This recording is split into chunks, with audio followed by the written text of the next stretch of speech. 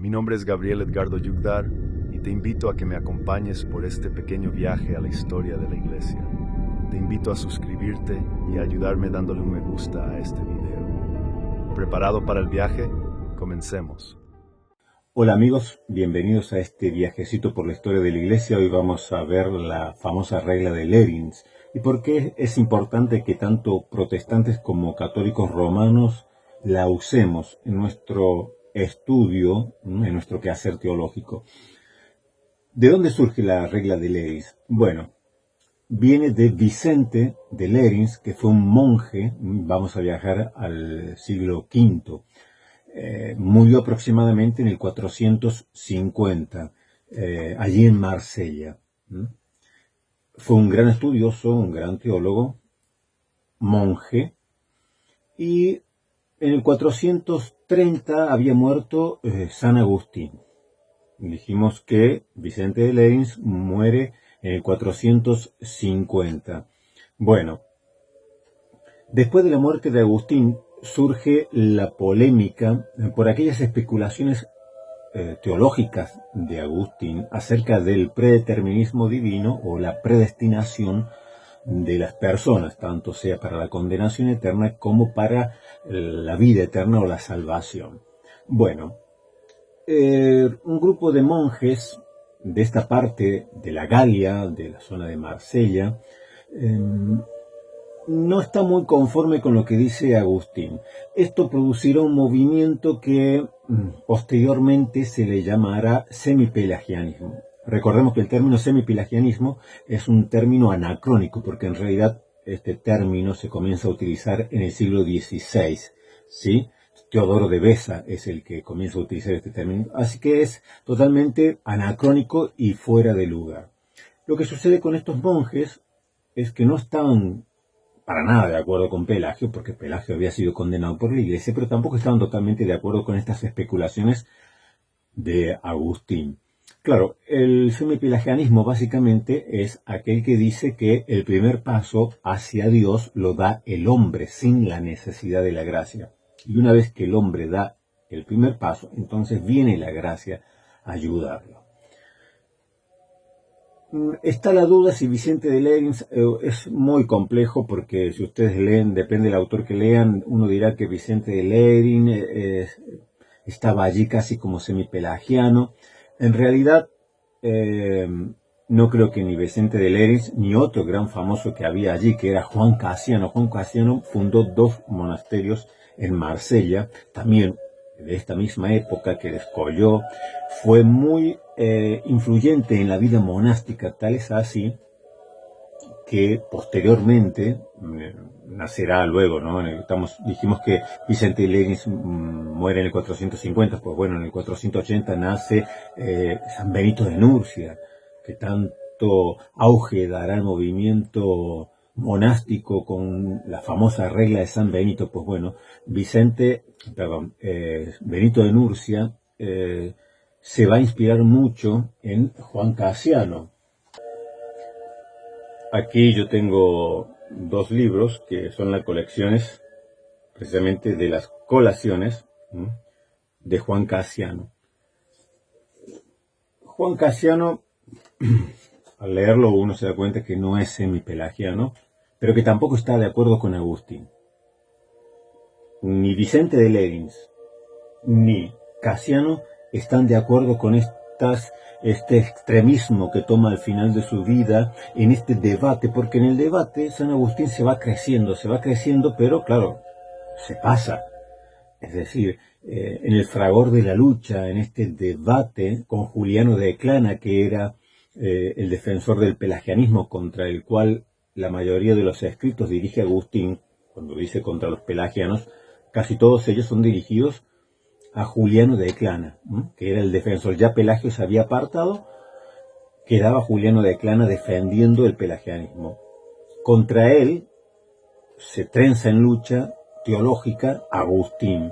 Pero claro, es como que cada vez va redoblando la apuesta y termina con estas especulaciones del predeterminismo divino, de que hay un número fijo de personas que se van a salvar porque ya han sido predeterminadas por Dios y es el número exacto de los ángeles caídos. Según el número de ángeles caídos, ese mismo número de personas se van a salvar, sea como sea, porque Dios las ha predeterminado. Bueno, esto no les agrada a estos monjes, haciendo a un lado ya los semipelagianos, que es otra cosa. La Iglesia creo que fue bastante sabia, la Iglesia de Occidente, porque recordemos que el semipelagianismo no fue condenado por la Iglesia como si fue el pelagianismo. El semipelagianismo solamente fue condenado por la Iglesia de Occidente, es decir, por la Iglesia Católica Romana.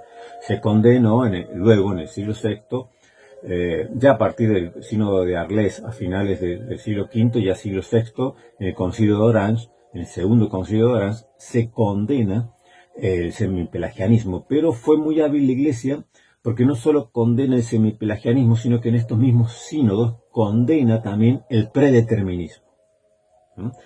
Sin mencionar a Agustín, condena ese predeterminismo, ese predestinacionismo extremo o fatalista que especula o insinúa Agustín al final de sus días. La Iglesia lo proclama santo, no lo aparta, pero sutilmente condena este predeterminismo, como a la vez condena al semipelagianismo. Próspero de Aquitania, que es un discípulo de San Agustín, al parecer ataca a Juan Casiano y ataca a Vicente de Lérins porque no están conforme a lo que enseña Agustín. Cuando uno lee esta obra que vamos a ver hoy, Con Monitorio, de Vicente de Lérins, es muy sutil. Si hay algo, no lo menciona para nada Agustín, no se trata de esto, pero puede que haya algo muy sutil. Si bien lo tienen estima, según los autores que uno lea, parece que lo tenía muy alta estima Agustín, pero no podía aceptar estas cuestiones predeterministas, ¿sí? Entonces estaba Agustín, Próspero de Aquitania, estaba Vicente de Lérins, estaba Juan Casiano, que no compartían la doctrina. La Iglesia supo condenar de las dos posturas, tanto el predeterminismo como lo que posteriormente en el siglo XVI se llamaría semipelagianismo. Al final, Agustín fue declarado santo, Próspero de Aquitania fue declarado santo, Juan Casiano es considerado santo tanto en Oriente como en Occidente, y Vicente de Lérins es también declarado santo. De aquí surge aquello de felices los cuatro, ¿no? Entonces, pero no pensaban lo mismo. Eso está claro. En cuanto a la predestinación, ellos no pensaban igual. Entonces, dicen que Vicente de Lérins escribe esta regla que vamos a ver ahora para decir cuidado porque esto que está enseñando Agustín no es lo que toda la Iglesia creyó en todo lugar y en todo tiempo. Porque esta es concisamente, ya luego la vamos a ver un poco más extendida, pero esto es básicamente la regla de Vicente de Lérins, que debemos creer aquello que toda la Iglesia siempre creyó, es decir, en todo tiempo y en todo lugar. Entonces, él escribe este escrito muy bueno, yo les recomiendo que lo lean, que se llama Con Monitorio, que significa algo así como un suplemento, un refuerzo para la memoria, como una ayuda a memoria. Y entonces en el capítulo 2, allí comienza a desarrollar lo que sería esta regla de Lérins. Y dice así, vamos a leer, porque vale la pena realmente leer un poquito, aunque sea un poco más extenso, pero fíjense, él dice: preguntando yo con la mayor solicitud repetidas veces a muchísimas personas aventajadas en santidad y doctrina, de qué suerte se podrían discernir con seguridad las verdades de nuestra santa fe católica de las mentiras y engaños hereticales, porque deseaba tener a mano una regla general de que aprovecharme en cualquier ocasión, para no confundir ni equivocar las unas con las otras. Todas, o casi todas las personas consultadas me respondieron siempre una misma cosa, y esto es, que cuando yo, u otro cualquiera, quisiere conocer los engaños de todos y de cada uno de los herejes para no caer en sus lazos y trampas, antes bien permanecer entero y sano en su católica creencia, debía con la ayuda de Dios resguardar y fortalecer su fe, armándose con las dos autoridades incontrastables de los libros canónicos y de la tradición de la Iglesia católica. Entonces él comienza a investigar y a preguntar, ¿qué debo hacer yo para no caer, no ser arrastrado por la herejía? Y entonces él dice que la respuesta es que tiene que fortalecer su fe armándose con las dos autoridades que son incontrastables: los libros canónicos, es decir, la Escritura, la Biblia, y la tradición de la Iglesia católica. En este momento el cura Raúl, curateca, debe estar aplaudiendo con las orejas, diciendo, ves, dice ahí de la Iglesia católica. No, pero nos revelará más adelante Vicente de Lérins qué quiere decir él cuando dice católica. Sigue diciendo, y si acaso extrañare a alguien, ¿cómo? Siendo tan cumplido y suficiente y aún al parecer sobrado para cuanto se ofrezca el canon de las Divinas Escrituras, con todo eso juntemos a ellas la inteligencia auténtica de la Iglesia. Es decir, si alguien se extraña, porque diciendo, claro, ya con la Escritura es suficiente, y aún al parecer sobra por la autoridad con el canon de la Divina Escritura, digamos, eso es suficiente. ¿Por qué tendríamos que juntar a ellas la tradición, la inteligencia auténtica de la Iglesia? Entonces ahí da la respuesta. Se responde que hacemos esto por ser tan superior al entendimiento humano y tan profunda la Sagrada Escritura, y porque no la toman todos en un sentido, pues unos la interpretan de un modo y otros de otro, de suerte que casi tantos sentidos se atribuyen a las palabras de Dios cuantos son los hombres, que se meten a explicarlas según sus ideas y prevenciones. Novaciano las expone de una manera. Recordemos que Novaciano vendría a ser como el primer antipapa. Recordemos que Novaciano, en época de San Cipriano, obispo de Cartago, cuando queda vacante el papado en Roma, se postula Novaciano. Novaciano quiere ser elegido él como el obispo de Roma, pero los otros presbíteros, en vez de elegirlo a él, eligen a Cornelio. Entonces se arma esta disputa. Él no quiere aceptar esto y se produce una división. Entonces en Roma buscan el apoyo, Cornelio busca el apoyo de San Cipriano. San Cipriano dice que la elección válida es la que ha elegido Cornelio. Por lo tanto, Novaciano no puede ser el obispo de Roma. Novaciano no acepta, obviamente, esto. Se produce un cisma. Él se sigue considerando y proclamando como si fuese el obispo de Roma, ¿no? Lo vendría a ser un antipapa. Cornelio es realmente el que queda como obispo o papa de Roma. Esto a mediados del siglo III. Entonces, Novaciano era muy ortodoxo en cuanto a ciertas enseñanzas. Tiene un escrito acerca de la Trinidad. El primer tratado teológico acerca de la Trinidad, el más ortodoxo, fue el de Novaciano. Es decir, Novaciano era un grandísimo teólogo. Pero bueno, se terminó separando, ¿no?, de la Iglesia. Bueno, después tenemos Sabelio, que negaba la Trinidad, Donato, y lo mismo digo de Arrio, Eunomio, Macedonio, Fotino, Apolinar, Prisciliano, Joviniano, Pelagio, Celestio y Nestorio. Todos estos herejes. Con que para no desatinar ni perder el hilo de la fe en el laberinto de tantos errores, es cosa muy necesaria escoger de entre las exposiciones que quieran aplicarse a los textos de los profetas, apóstoles y demás escritores sagrados, aquellas que se ajusten al sentido en que los ha entendido, entiende y entenderá siempre la Iglesia Católica. Y dice algo muy importante. Para no perdernos en el laberinto de tantos errores, es cosa muy necesaria, dice, escoger las enseñanzas, las exposiciones, las explicaciones de la palabra de Dios, del canon, que quiera aplicarse a estos textos bíblicos. Tenemos que elegir aquellos que se ajusten al sentido, que los ha entendido, entiende y entenderá siempre la Iglesia Católica. En esta misma Iglesia han de cuidar mucho sus buenos hijos de sentir y tener por ciertísimo lo que en todos los lugares y tiempos han creído todos los fieles, porque eso es, sin la menor duda, lo que se llama y es verdadera y propiamente católico. Aquí nos explica qué significa católico. Recordemos que Vicente de Lérins, ¿en qué sede patriarcal estaba? Estamos en el siglo V, es decir, cuando estaba en pleno auge la pentarquía. Del lado de Oriente, 4 patriarcados, 4 sedes apostólicas, las grandes 4 sedes apostólicas de Oriente. En Occidente, una sola sede apostólica, la sede apostólica de Roma.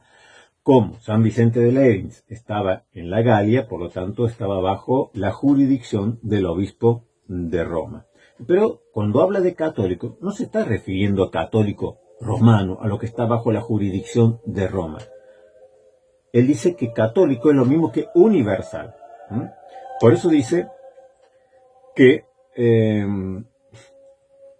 tenemos que creer lo que en todos los lugares y tiempos han creído todos los fieles, porque eso es lo que se llama verdadero y propiamente católico, lo universal, lo que ha sido creído siempre, por todos y en todo lugar. Y cumpliremos, sigue diciendo aquí, en la mejor forma con nuestro deber si seguiremos siempre la universalidad. Aquí da otras 3 características. ¿Qué es lo católico? ¿Qué es lo que tenemos que tener en cuenta a la hora de cuando hacemos nuestro estudio? ¿Qué interpretación es la que tenemos que seguir? Dice que tenemos que seguir siempre la universalidad, la antigüedad y la uniformidad de sentimientos.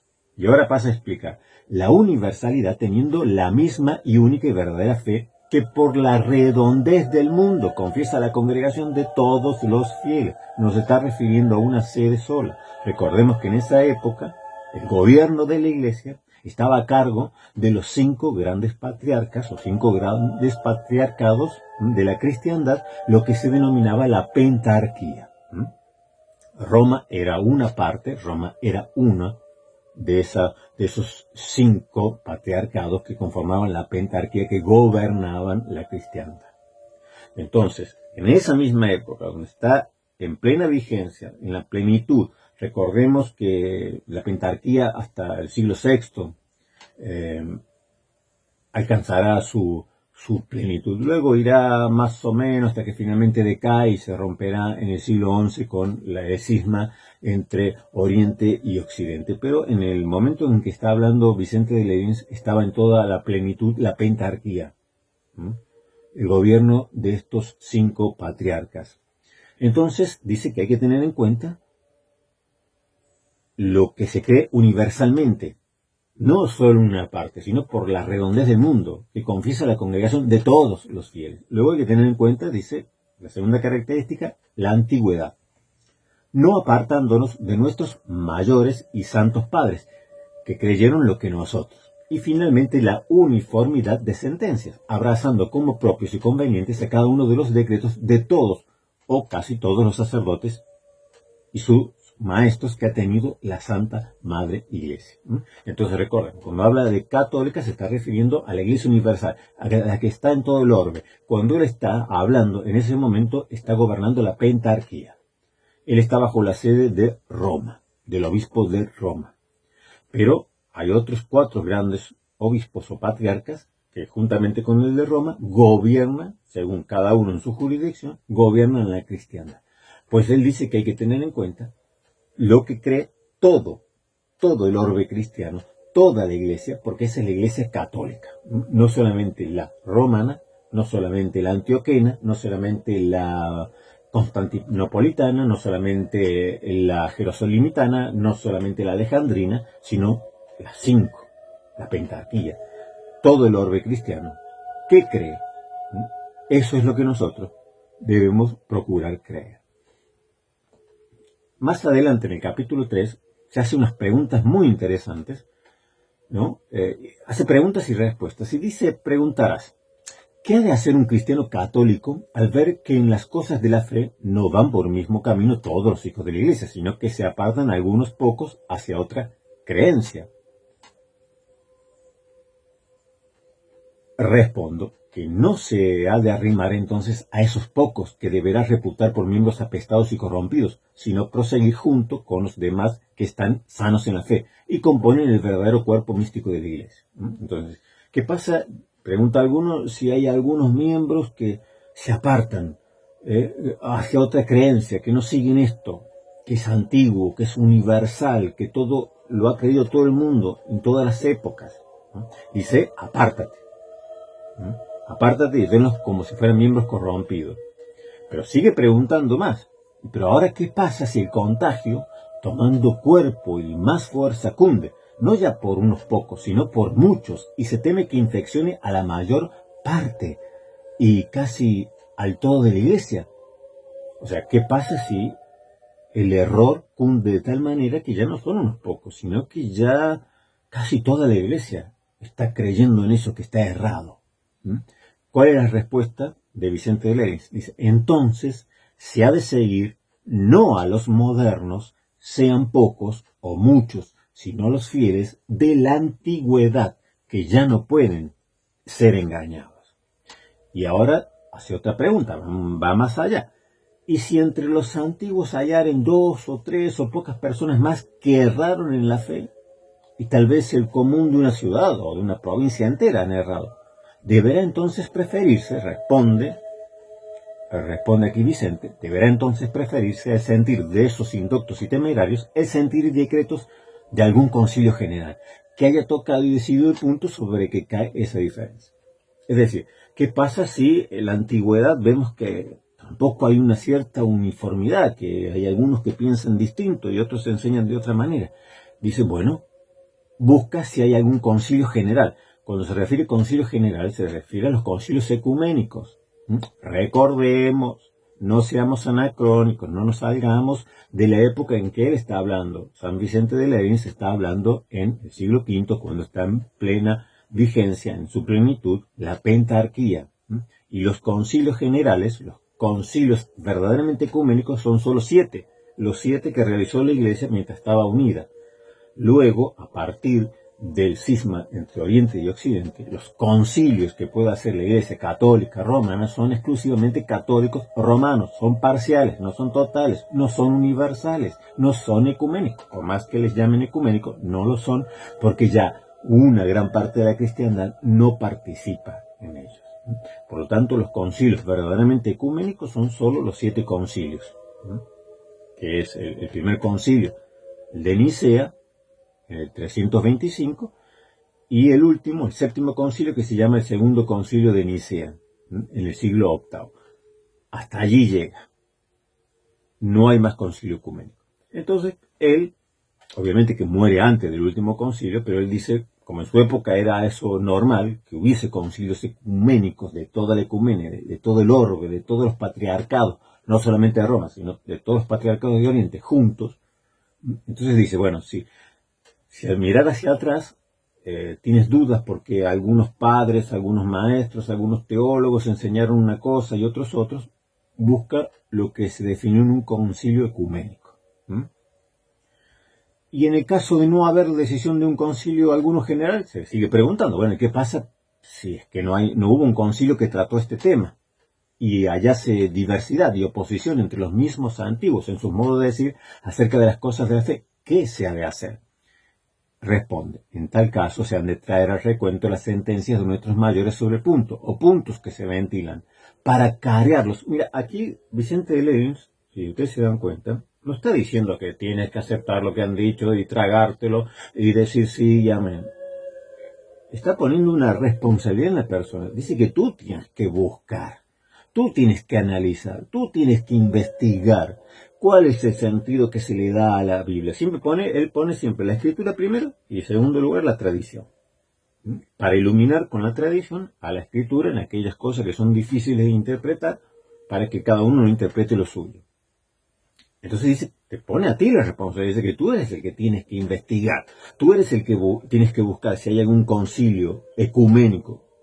Hoy ya, viéndolo desde lejos, decimos son 7, en su época todavía no había llegado. Recordemos que él dijimos que él muere en el 450, así que murió un año antes del concilio de Calcedonia. Por lo tanto, del cuarto concilio.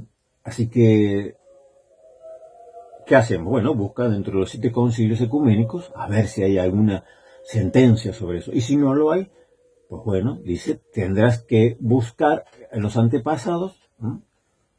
Dice, de todos los antepasados, no de todos, ¿no? Porque sino solo de aquellos maestros católicos, es decir, universales, que merecieron y tuvieron aprobación entre los fieles y vivieron y murieron en la comunión de la iglesia, es decir, entre aquellos antiguos que no cayeron en herejía, no fueron denunciados por herejía, sino que permanecieron en la fe.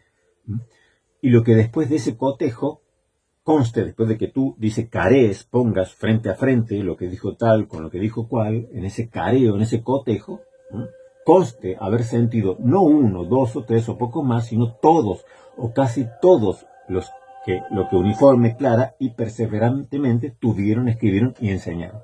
Entiéndase que eso es lo que se ha de creer, sin dudarlo, llama. Es decir, se va haciendo ciertas preguntas. ¿Qué pasa si en la iglesia hay 2 o 3 que enseñan ciertas cosas? Bueno, entonces si esos están equivocados, pues apártate de ellos. Pero ¿qué pasa si la mayoría de la iglesia hoy está en un error?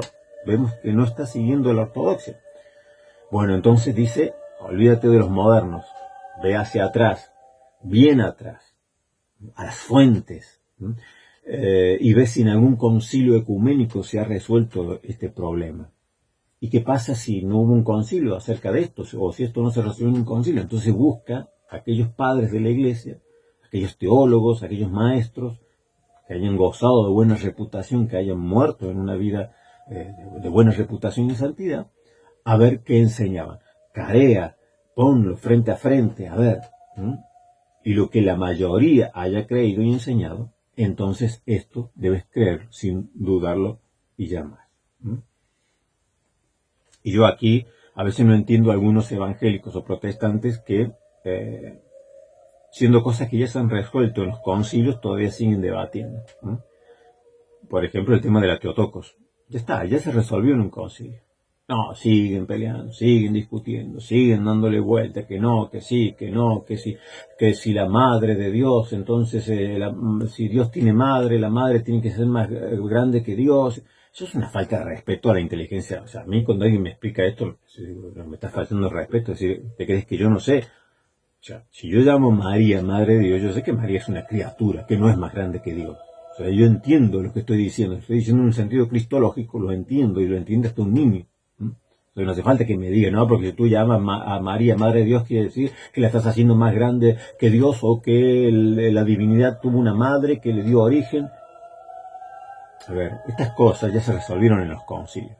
Vamos a los concilios ecuménicos, de toda la ecumenia, de todo el orbe, y nos ahorraremos un montón de trabajo, un montón de fatiga, un montón de discusiones inútiles que no nos llevan a nada, pues nos ajustemos a las cuestiones que ya, por lo menos en estos concilios ecuménicos y que contaron con la mayoría y la aprobación de la iglesia de todo el ecumenio, ya lo resolvieron, pues vamos adelante.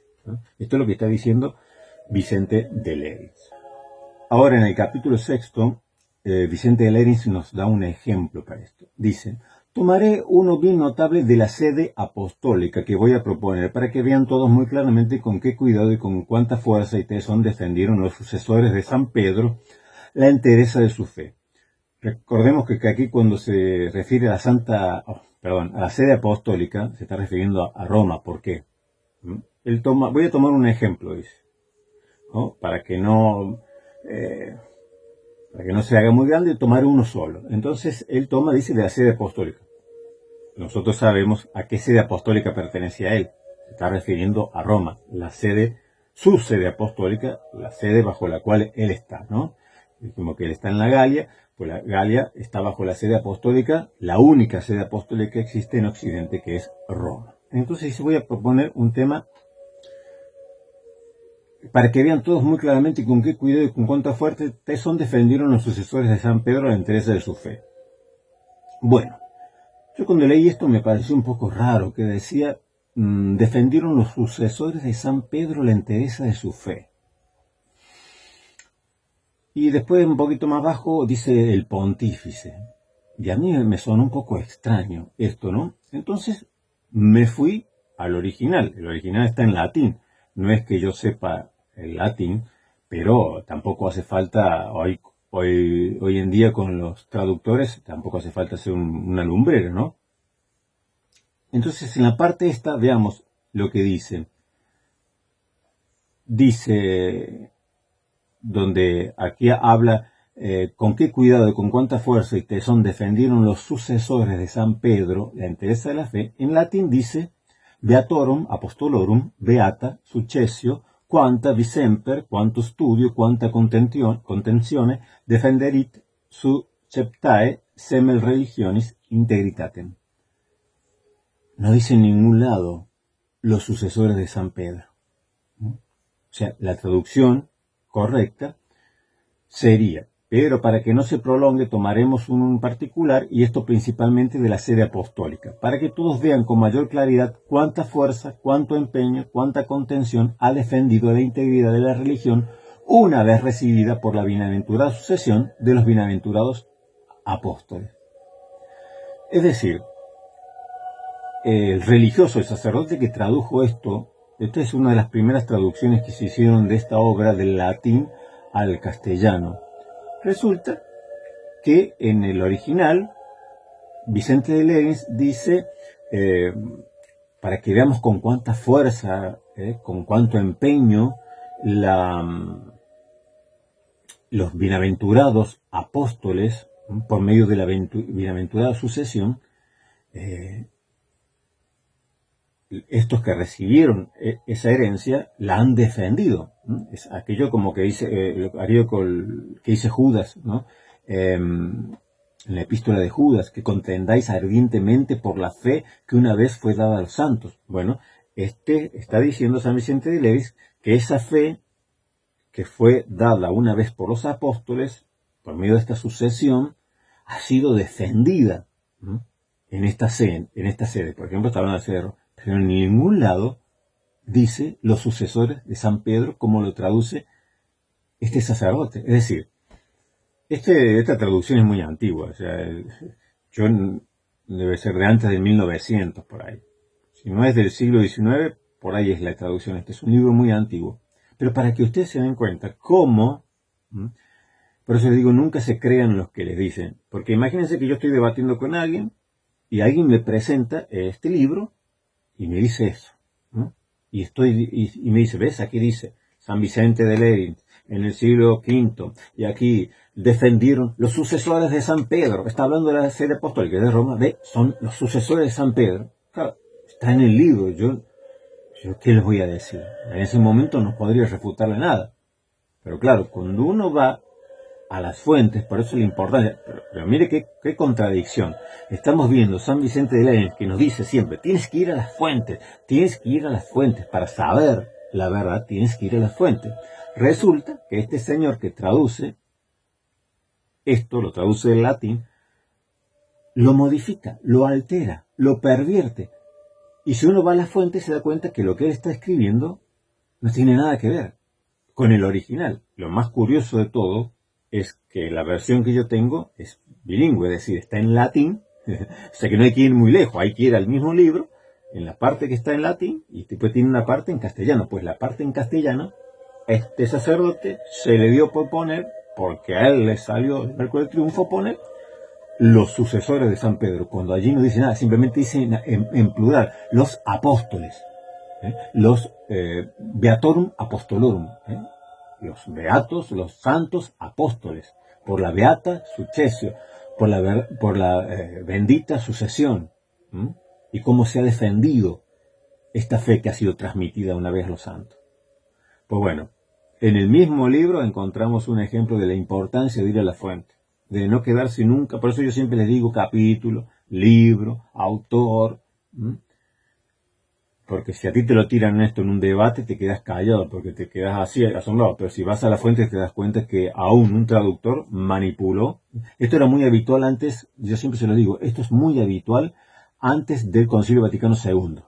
Los historiadores católicos romanos antes del Concilio Vaticano II pervertían, manipulaban la historia. Como ya vimos cuando hablamos acerca de Lutero, como estos dos historiadores que mencionamos allí, pervertían, escribieron acerca de Lutero. Bueno, uno escribía que era un desequilibrado mental y el otro escribía que era un traumado espiritual, ¿no? Un deficiente espiritual. Sin embargo, los autores modernos han rechazado esto diciendo no, eso es falso, es decir, y han exaltado o han puesto en su justa medida el carácter de Lutero, que no era ni un desequilibrado mental ni tampoco un desequilibrado espiritual.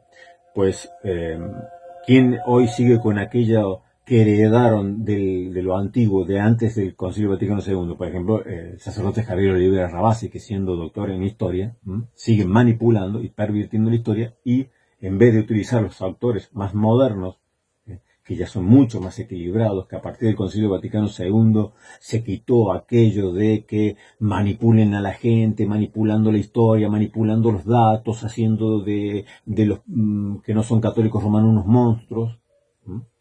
Pues aquí vemos un claro ejemplo cómo se manipula a la gente, al católico romano de a pie, que no entiende, que agarra este librito y lo lee y dice, ves aquí, habla de los sucesores de San Pedro, cuando no dice eso. Simplemente dice los apóstoles legaron su fe y esa fe ha sido transmitida hasta nuestros días por la sede apostólica, la sede que él está hablando de Roma. Pues bueno, no se confíe nunca. Los libros modernos por ejemplo que es un autor yo siempre lo uso, Historia de los Papas, de María Laboa Gallego, que siempre lo menciono, que es de la Universidad Pontificia de Roma, es un autor equilibrado. Ustedes no encontrarían libros así antes del Concilio Vaticano II. Sería todo manipulado.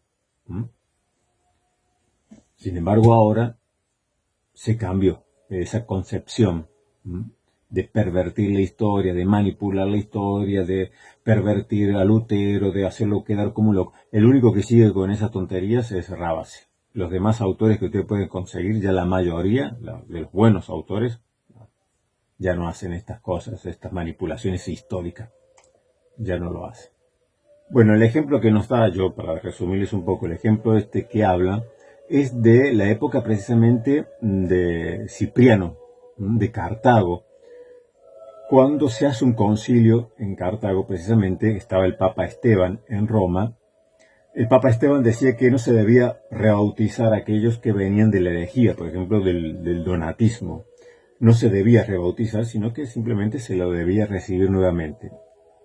En Cartago, al norte de África, obispos como Cipriano y Firmiliano, y muchos otros obispos y muchos otros presbíteros de África decían que no, que había que rebautizarlo. Se armó una controversia. El concilio que se reunió en Cartago dijo, hay que rebautizar. El Papa de Roma decía, no hay que rebautizar. Recordemos que Esteban fue el primer papa que por primera vez utiliza el texto de Mateo 16:18.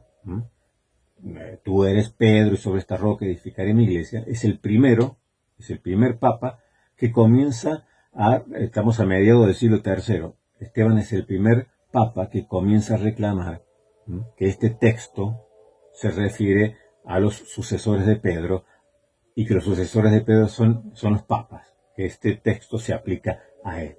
Es la primera vez en la historia que comienza verdaderamente a ser reclamado esta perícopa de Mateo 16:18 como aplicable a los papas.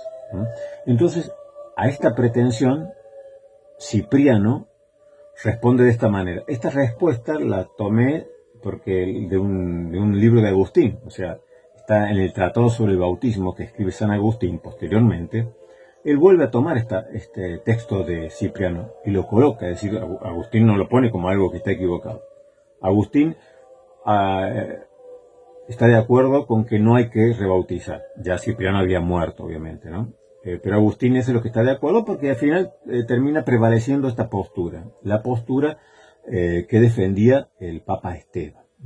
Pero recordemos cómo responde Cipriano y todos los obispos de África acerca de la pretensión del obispo de Roma. Dice, Nadie, en efecto, de nosotros se ha constituido en obispo de obispos, ni puede obligar con tiránico imperio a sus colegas a la necesidad de obedecer, ya que en virtud de su libertad y su potestad tiene cada obispo su propio criterio, y no puede ser juzgado él por otro, como tampoco puede él juzgar a otro. Al contrario, todos nosotros hemos de esperar el juicio de nuestro Señor Jesucristo, que es el único que tiene el poder de ponernos al frente en el gobierno de su iglesia y de juzgar sobre nuestra actuación. Por su parte, Firmiliano, obispo de Cesarea, que también fue declarado santo, San Firmiliano, que estaba de acuerdo con Cipriano de Cartago, con este concilio que se hizo en Cartago, y que estaba en contra del Papa de Roma, era un personaje de gran prestigio, ¿no?, para aquel entonces en las iglesias de Oriente. Por su santidad y sabiduría, Firmiliano le escribe a Cipriano y dice así. Estos se conservan en las cartas, en la colección de cartas de San Cipriano, de la Biblioteca Clásica Gredos, usted la pueden encontrar, ¿no? Dice, y al llegar aquí, yo me lleno de justa indignación, dice Firmiliano, ante esta necedad tan clara y manifiesta de Esteban, el Papa, porque él, que tanto se gloria de la dignidad de su episcopado, que defiende ser el sucesor de Pedro sobre quien se establecieron los fundamentos de la iglesia, admite muchas otras piedras y establece muchas otras iglesias cuando con su autoridad defiende que existe entre ellos el bautismo, es decir, que da por válido el bautismo de los herejes. Esteban, el Papa, que pregona tener la cátedra de Pedro por sucesión, no se siente movido por ningún celo en contra de los herejes. Es durísima esta carta de Firmiliano, de San Firmiliano, a San Cipriano, ¿no?, que se oponen a las disposiciones del Papa.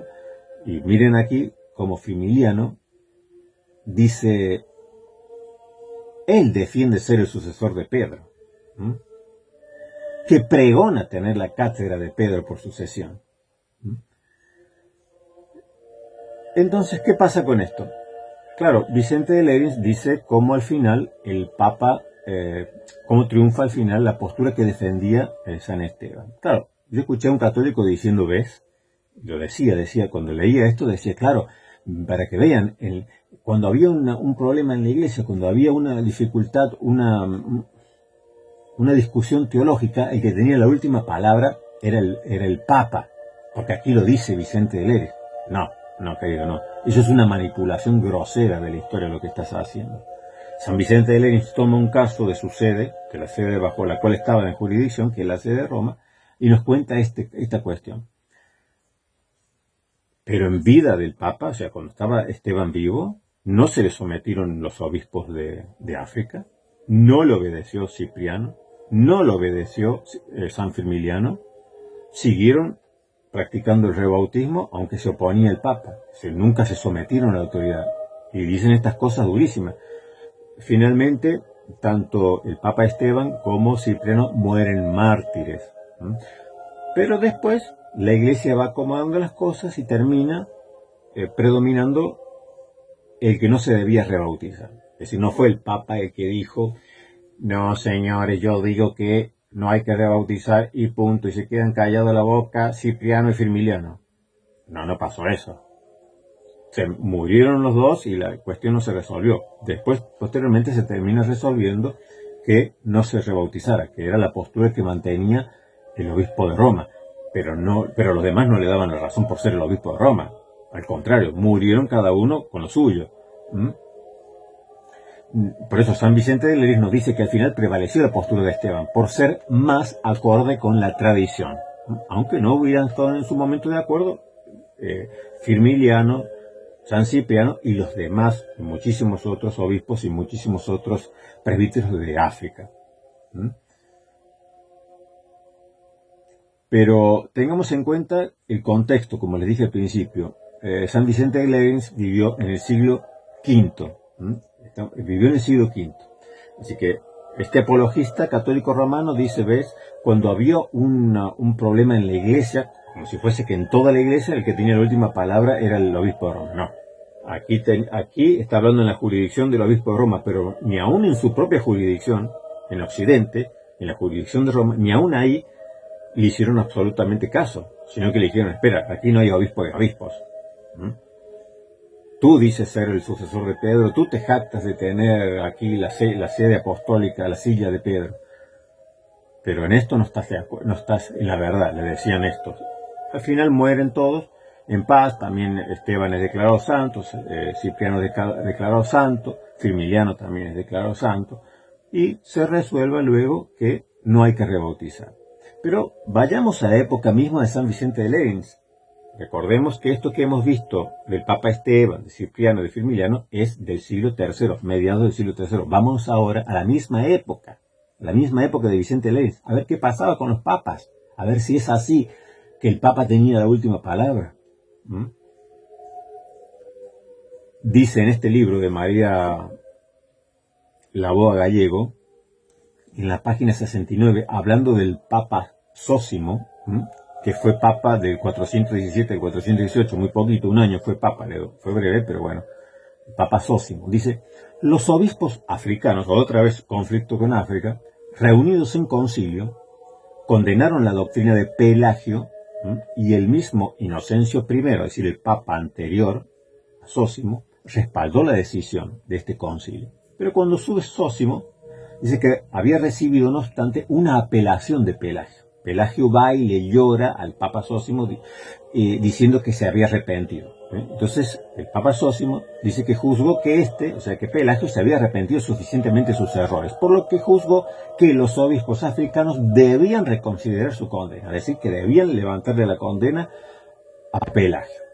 San Agustín rechazó esta posibilidad, indicando que nada había cambiado lo suficiente para variar los juicios y las decisiones tomadas.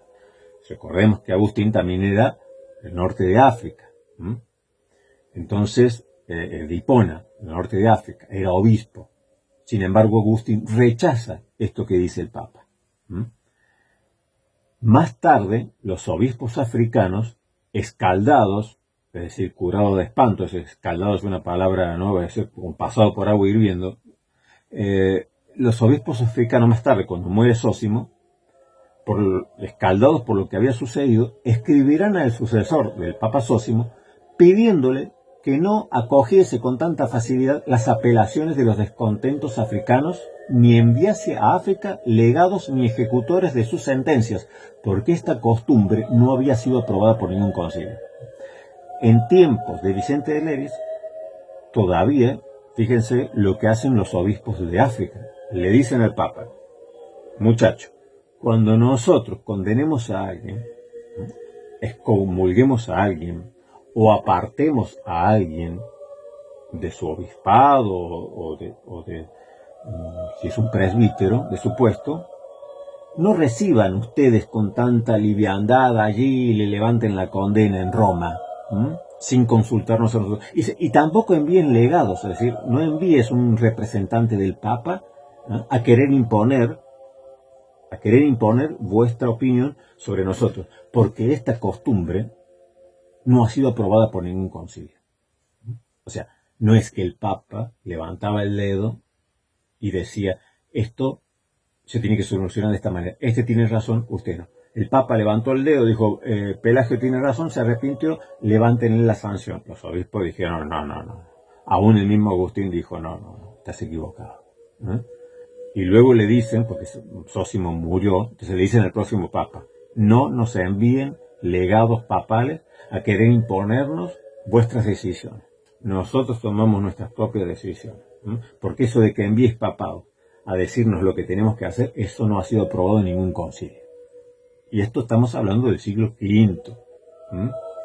Pero veamos otro caso, que es también el Papa más grande que hubo en esta época. En la época todavía estaba vivo San Vicente de Lérins, el Papa León Magno, que fue Papa de 440 al 461.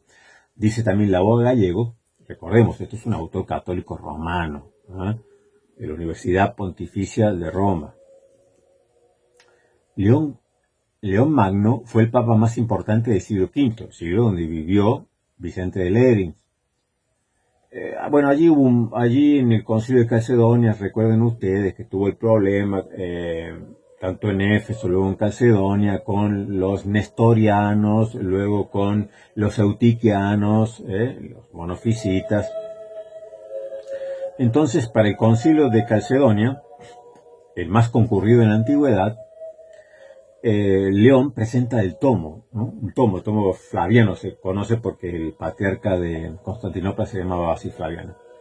Envía un tomo diciendo esto es la ortodoxia, o sea, en esta cuestión de Cristo, de las dos naturalezas, cuál es la relación entre las dos naturalezas, bueno, las Teotocos, todo esto que había esta pelea que hubo entre Nestorio, luego Eutiques, que fueron condenados las posturas de ambos, uno porque separaba tanto las dos naturalezas de Cristo que hacía dos personas, y el otro que unía tanto las naturalezas de Cristo que hacía una persona. Entonces el Papa le envía un tomo, ¿sí?, diciendo, no, la doctrina correcta sería esta. ¿Sí? Dice que esto es enviado por dos legados papales, este tomo que envía León Grande, el León Magno, es enviado al Concilio de Calcedonia en el 451. Los delegados del Papa, que había sido convocado para estudiar este asunto, ¿no? El concilio que constituye el meollo de la doctrina cristológica. Cuando los reunidos en el concilio leen lo que dice León Magno, dicen o exclaman, Pedro ha hablado por boca de León, o sea, Pedro ha hablado por boca del Papa. Aclamaron los obispos. Pero hace una aclaración muy importante este historiador católico romano.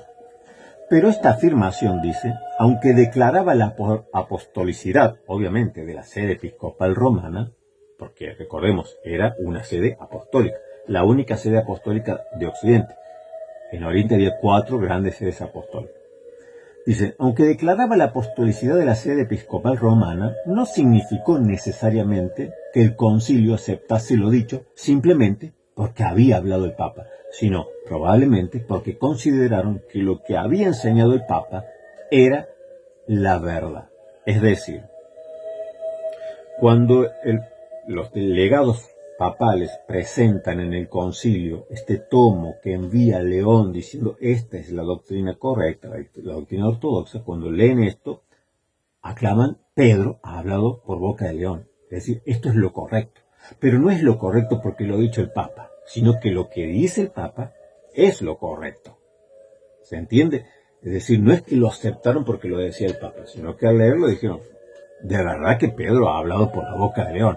O sea, si León hubiese estado equivocado, como se equivocó, por ejemplo, después el Papa Honorio, ¿no?, y lo anatemizaron en el concilio, cuando se trata del monotelismo, bueno, el Papa Honorio luego es anatemizado, condenado lo que dijo, pues ahí no dijeron, Pedro ha hablado por la boca de Honorio. Lo anatemizaron a Honorio, lo mandaron, lo excomulgaron, lo mandaron al infierno, ya había muerto, de todos modos, porque había enseñado no había combatido la herejía del monoteísmo. Entonces, lo que está diciendo este autor católico romano es que cuando aclamaron Pedro ha hablado por la boca de León, por boca del Papa, no es que aceptaron libremente lo que se decía porque lo decía el Papa, sino que se dieron cuenta que lo que estaba diciendo el Papa era realmente lo correcto. Porque dice, de hecho, sigue diciendo el autor, poco después el mismo concilio confirmó el canon que tanto les dolía a los papas de Roma, que es el canon 28 del concilio de Constantinopla, según el cual el obispo de Constantinopla ocupaba el segundo puesto inmediatamente después del de Roma, porque Constantinopla era la nueva Roma, es decir, por razones fundamentalmente políticas y no eclesiales o doctrinales, y esto fue lo que más le golpeó a Roma, que Constantinopla, recordemos que antes estaban los 3 grandes patriarcados, que estaba Roma, Alejandría y Antioquía, y que el Papa Dámaso decía que en estas 3 sedes estaba la silla apostólica, porque los 3 eran como sucesores de Pedro.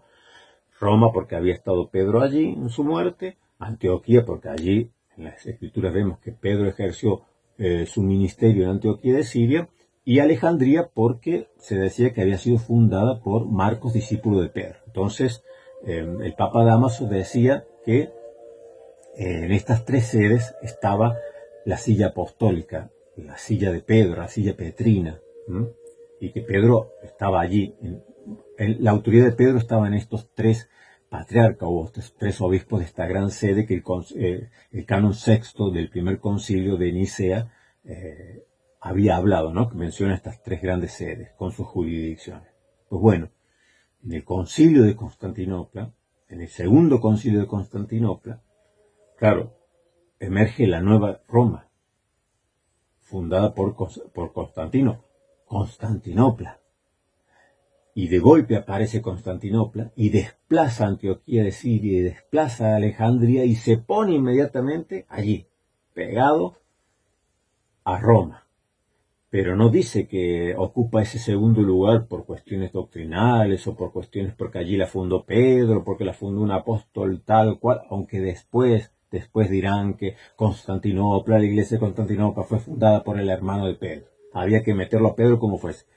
No hay testimonio, no hay vericidad en el dato de que la iglesia de Constantinopla haya sido fundada por el hermano de Pedro. Pero, bueno, pero en ese entonces no les importaba. En ese entonces Constantinopla pasa a ocupar el segundo lugar por cuestiones políticas. Y eso es lo que le duele a Roma. Como diciendo, Roma ocupa el primer lugar por cuestiones políticas. Y nosotros, porque es la primera capital del imperio. Y nosotros ocupamos igualmente por cuestiones políticas ahora el segundo puesto porque somos la nueva capital del imperio.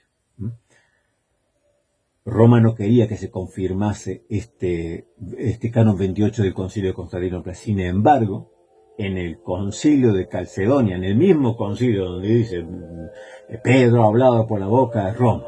Ah, perfecto. Bueno, ahora confirmemos el canon 28 que tanto le molesta al obispo de Roma. Lo confirmaron. Esto es lo que dice también, obviamente, este historiador, muy buen historiador, católico romano.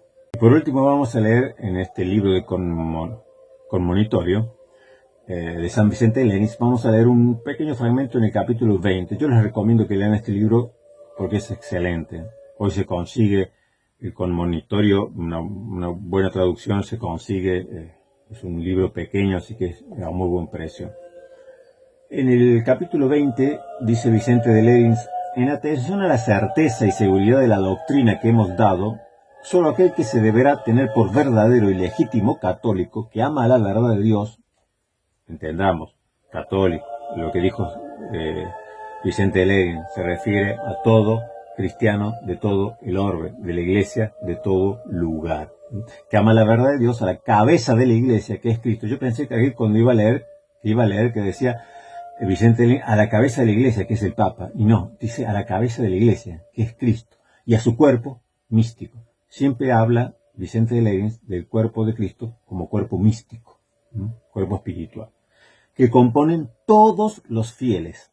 Aquel que nada antepone a la religión católica cristiana. Pensé que decir religión católica romana, no, dice católica cristiana, dice Vicente de Lérins, tratando de conservarse firme, fijo y constante en su fe, al punto que conoce que algo es y fue siempre abrazado universalmente por la Santa Madre Iglesia. Esta es la regla de Lérins, que dice que aquel que se tiene por verdadero católico, por verdadero cristiano, que tiene a Cristo por su cabeza y que él pertenece al cuerpo místico de Cristo, tiene que mantenerse firme, fijo y constante en su fe, tiene que conocer que algo es y fue siempre abrazado en cuanto a la doctrina que creyó la Iglesia, universalmente, por la Santa Madre Iglesia. Y entonces se determina a abrazarlo, desde luego, y a creerlo. Y por el contrario, lo que de nuevo introduzca cualquiera que sea fuera del sentir común, o contra lo que sintieron todos los santos precedentes, se persuade el verdadero fiel que nada de esas novedades inauditas y desconocidas en los tiempos más remotos pertenece a nuestra religión, sino que es tentación, prueba que quiere hacer de nosotros el Señor. Esta es la regla, básicamente la regla de Lérins. Debemos abrazar lo que toda la Iglesia creyó en todo tiempo y en todo lugar. Es decir, volvamos a la fuente. Por eso tanto protestantes como católicos debemos volver a las fuentes. ¿Qué creía la Iglesia primitiva? ¿Qué creyeron los padres apostólicos? ¿Recuerdan cuando yo hice un vídeo reaccionando a este nuevo apologeta católico romano que salió Samuel Clavijo? Que era evangélico y ahora en 3 días se convirtió en católico y se convirtió en apologista católico en 1 día y medio y en mediodía destruye el protestantismo? Bueno, recuerda que él decía que los protestantes, que nuestras doctrinas son novedosas, que nosotros tenemos que hacer caso a Ireneo de Lyon, cuando Ireneo de Lyon en el libro contra las herejías, Adversus Aereses, en el libro 3, allí dice que toda la iglesia tiene que estar en común de acuerdo con la iglesia de Roma. Claro, Ireneo de Lyon también era de la Galia, de aquí de donde era Vicente de Lérida, de lo que hoy es Francia, de la Galia, y estaba bajo la jurisdicción de Roma. Entonces él dice, Ireneo de Lyon, que toda la iglesia tiene que estar de acuerdo con esta iglesia de Roma tan importante, tan grande, tan bendecida.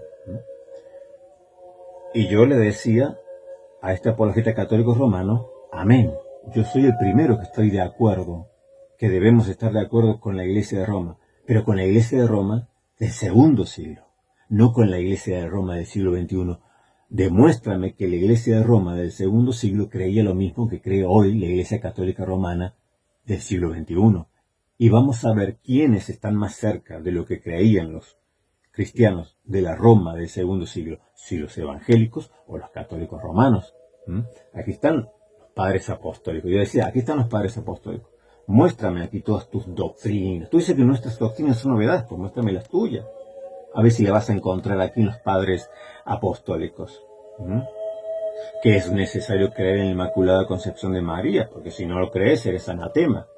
Es decir, es necesario para la salvación creer en la Inmaculada Concepción de María. Muéstramelo aquí, en los padres apostólicos, en el mismo Ireneo de Lyon. O que tienes que creer en la perpetua virginidad de María, porque si no crees en la perpetua virginidad de María como un dogma, si dudas de ello, pues no eres salvo, eres anatema. Lo mismo que la ascensión de María. Tienes que creer en la ascensión de María, porque si no crees en la ascensión de María como dogma, ya no hablo como piedad particular. Si tú me dices que crees en la Inmaculada Concepción como una piedad particular tuya, yo la respeto. Si me dices que crees en la perpetua virginidad de María como algo de tu piedad particular, yo lo respeto. O sea, yo no tengo ningún problema. Y yo siempre llamo Virgen María, siempre la llamo Virgen María, porque es una de las cosas que la tradición de las más antiguas siempre la ha llamado Virgen. No tengo ningún problema. Los reformadores así también la llamaban. Pero una cosa es tu piedad personal hacia María, y otra cosa es transformar eso, como hizo la Iglesia Católica Romana, en dogmas, que si no lo crees, que si no crees en la perpetua virginidad de María, que si no crees en la Inmaculada Concepción de María, que si no crees en la Asunción de María, entonces tú no puedes ser salvo porque estás bajo anatema. Muéstrame que los padres apostólicos creían, o que creía la Iglesia del 2.º siglo, que creía en la jurisdicción universal del obispo de Roma, como dice la Constitución dogmática de Pastor Eternos.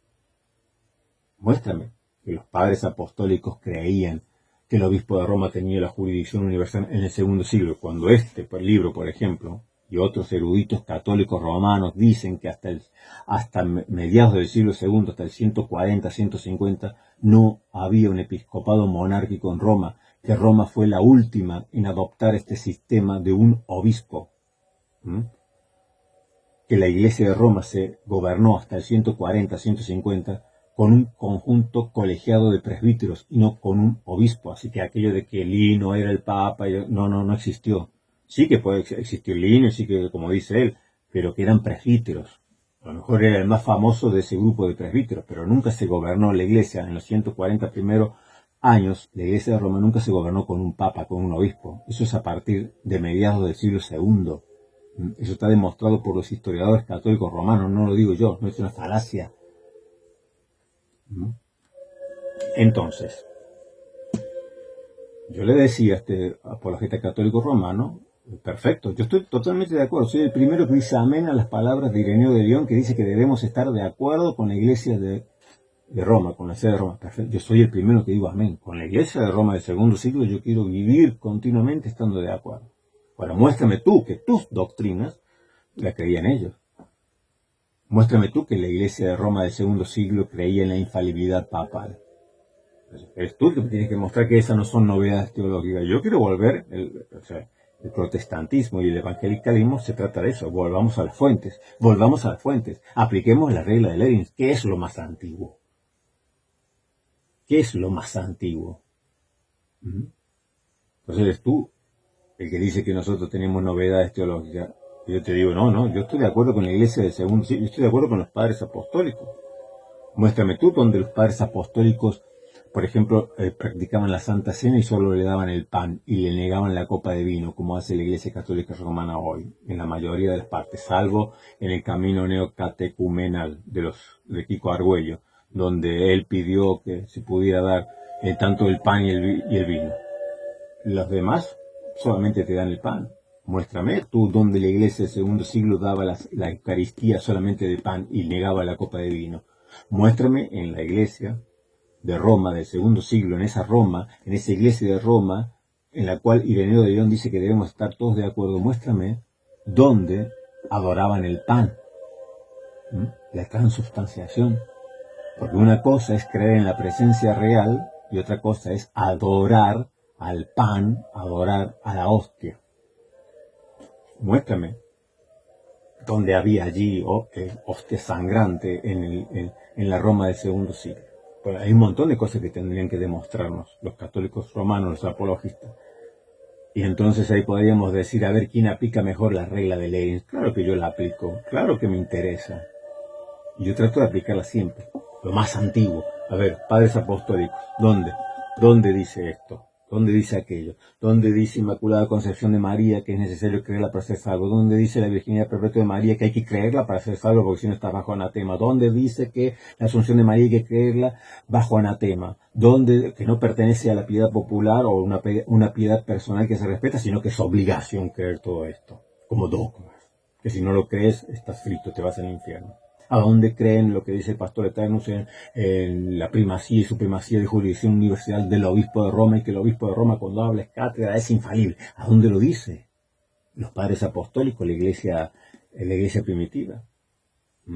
¿A dónde se adoraba el pan? ¿A dónde dice que se adoraba el pan? Que se sacaba en procesión el pan o se sacaba de procesión allí a estatuas. Hacer carreritas de vírgenes, como le mostré que hacen allí en España, donde es este apologista. Entonces,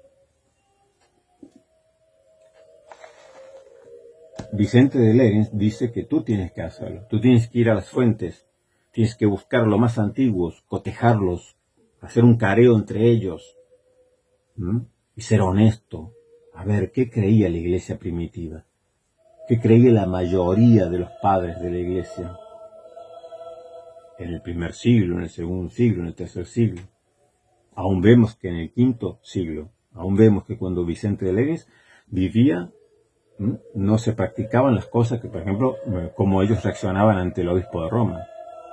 Como le ponían un freno, decía, espera, hasta aquí llega tu jurisdicción, nosotros tenemos independencia, no puedes imponernos lo tuyo.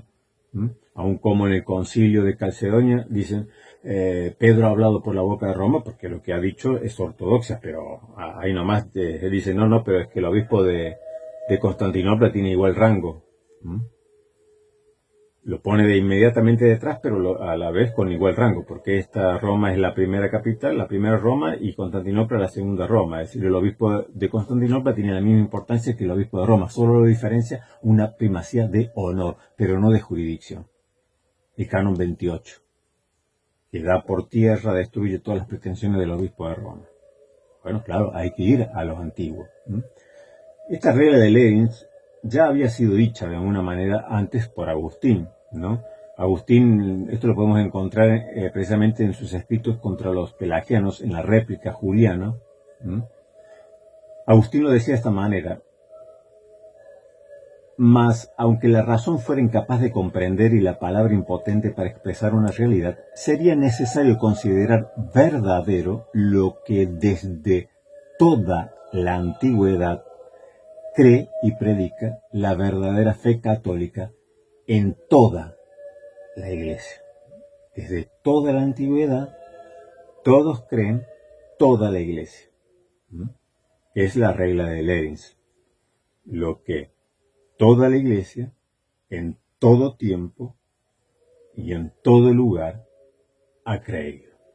Y que debemos usar esta regla para saber si lo que creemos es correcto o no.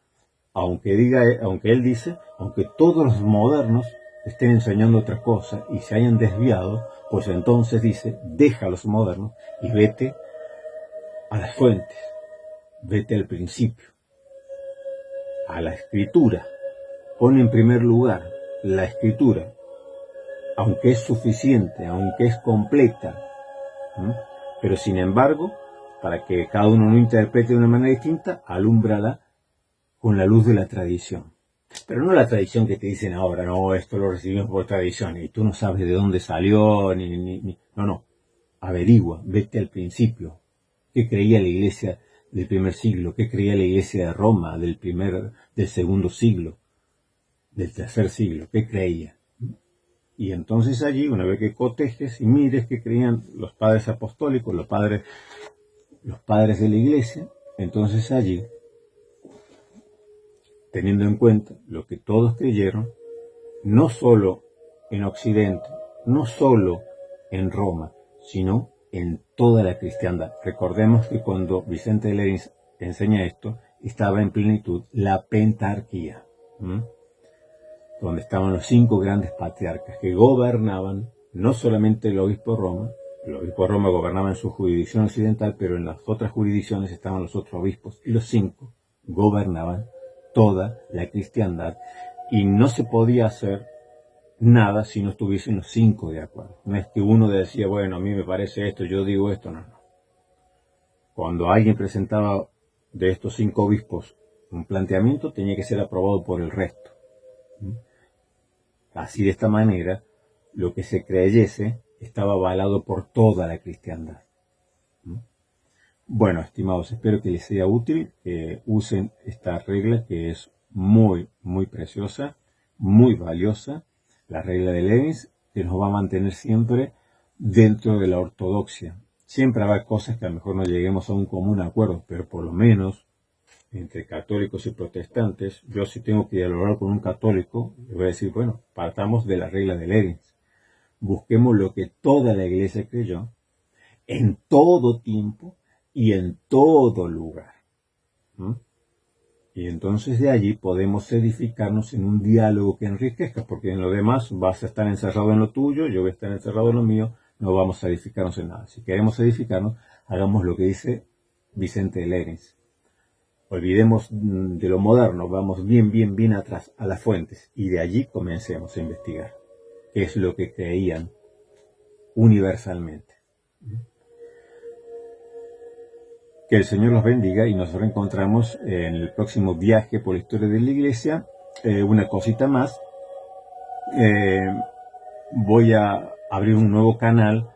En ese canal solamente voy a subir los vídeos que sean de historia de la iglesia. El canal ya está, se llama Un viaje por la historia de la iglesia. Un viaje por la historia de la iglesia. Los que solo les interese las cuestiones de la historia de la iglesia, allí voy a subir únicamente los videos que se traten de historia. Los que se tratan de polémica, de doctrina, o a veces la reacción a lo que dice algún apologista católico, o a un debate, o aquello que no les interesa esta parte, bueno, allí solamente voy a tener los videos de historia, así que también les animo a que se suscriban allí. Se llama Un viaje por la historia de la iglesia. Y a los demás, que les interese ambas cosas, o les interese más la cuestión que a veces es teológica, o como esto, que es un poco teológico, aunque también es histórico, y también tiene un poco de polémica, pues entonces en este canal nos reencontramos. Que el Señor les bendiga y nos vemos en el próximo vídeo. Esto ha sido todo. Muchas gracias por acompañarme en este viaje. No te olvides de suscribirte al canal para poder reencontrarnos próximamente.